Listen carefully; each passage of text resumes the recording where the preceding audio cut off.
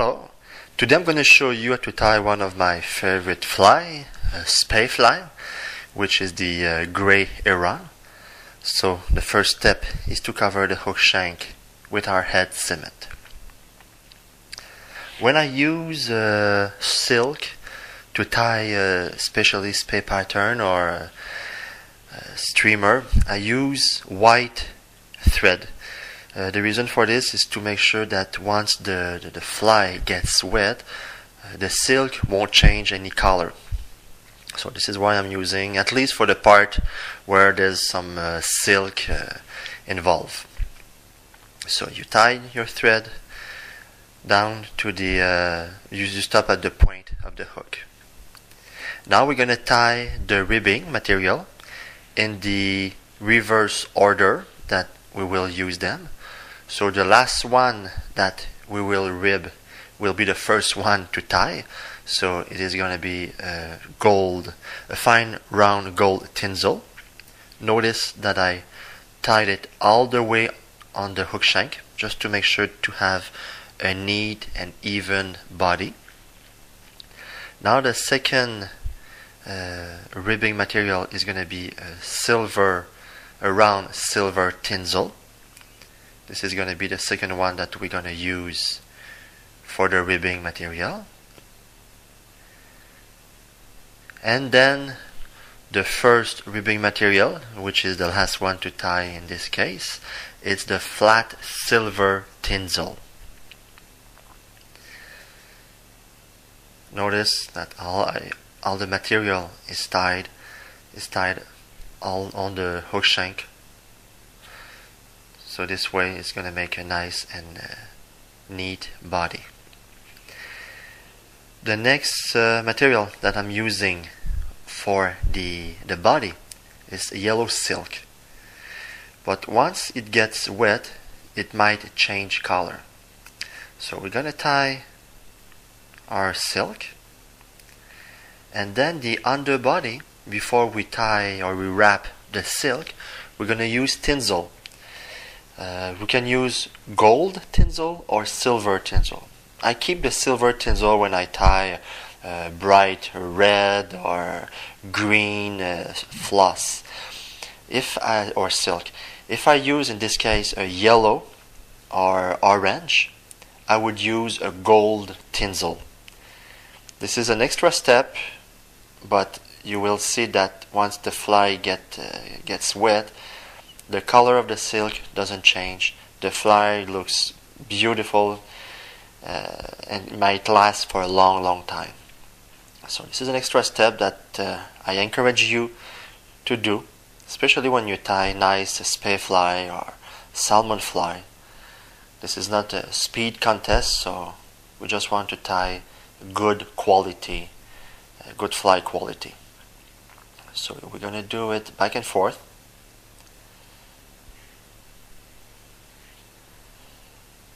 This. Make sure to hold the tinsel, to put a good pressure on it so it doesn't unwind. The section of the yellow silk will be about 1/3 of the total length. So I went a little bit further just to make sure that we don't miss any material. So up to this point now we can switch to our black thread, because the rest of the flies will be tied with black silk and the hackle. So now we can stick with our black thread. I'm trying to use the smaller thread as possible. In this case I'm using a 14/0, mostly because I want to end up with a nice and small head. So now we're going to wrap the yellow silk. Notice that even with all the material that we tied, we tied until now a 4 material, the body is really even, it's smooth, and this is what we want to give, the look we want to give to our fly. Especially when we tie a lean body like this one. It can be on a streamer, can be on a salmon fly, a spey fly. When you tie with dubbing, you don't pay that much attention because this is not the effect that we want to achieve. But in the case of those fly, it's worth those extra steps. So now we're going to secure our silk.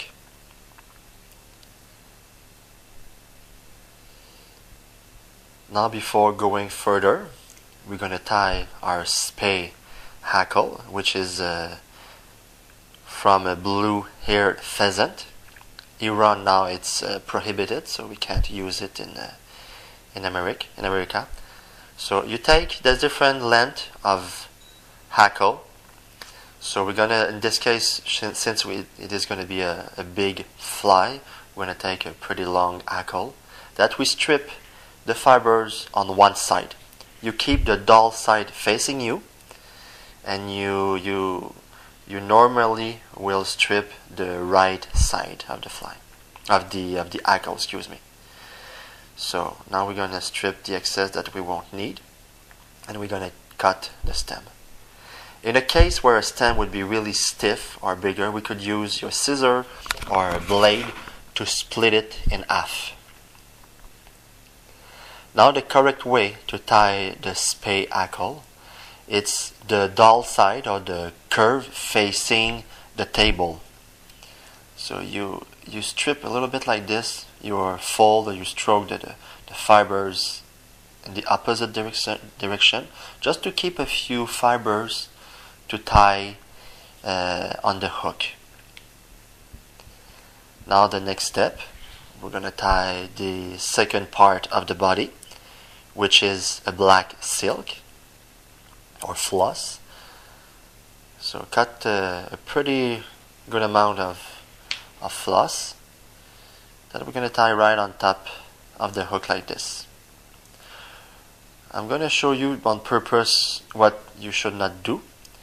If we start like this, wrapping our silk, you will notice that because we tied some tinsel under the yellow silk, there's a difference of thickness or a difference of size in the second part of the body and the rear part of the body. So you will see that the body would end up not being even or not being smooth from rear to front. So I'm going to make a few more turns, but you will see that the effect is not what we want. So in that case, what we're going to do, we're going to unwrap our silk and tie it in front, right near the eye like this, and we're going to tie it back, and we'll wrap it back and forth. Oops. I'm going to put a little bit more silk like this, and then we're going to tie it at the end, trim it at the end. So this is not a very easy task with the pheasant hackle in the way, but that's the way it has to be done. Like I mentioned in the beginning of the video, spey flies are my favorite fly to tie this. So they have kind of a look that I love to tie, to look at them, to fish them. Those are really classical flies. So now we're coming back.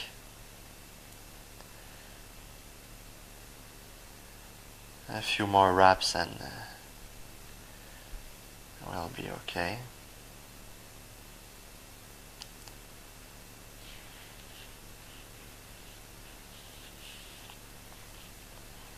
Now we're going to secure our silk. Make sure that when there's some fibers getting caught in the thread, that you remove them before going further. So now we're going to cut the excess like this. Now we're going to wrap our first ribbing material, which is our silver tinsel, the flat silver tinsel, which was the last one to tie.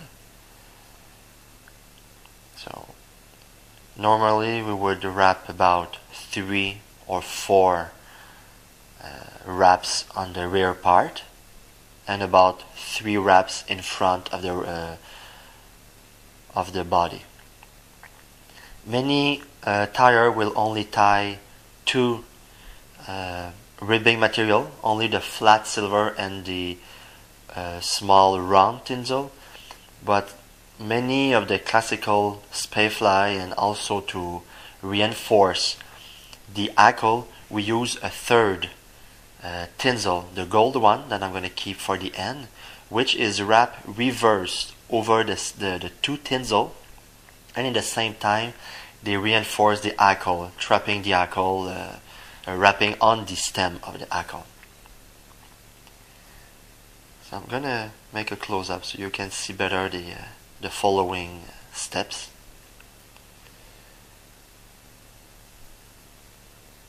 So now we're gonna take, like I mentioned, the second tinsel, which was the round tinsel. It's wrapped or in front or in the behind the previous tinsel.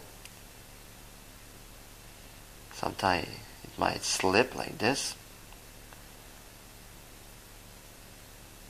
Look at the result. You can see the round tinsel just in front of it.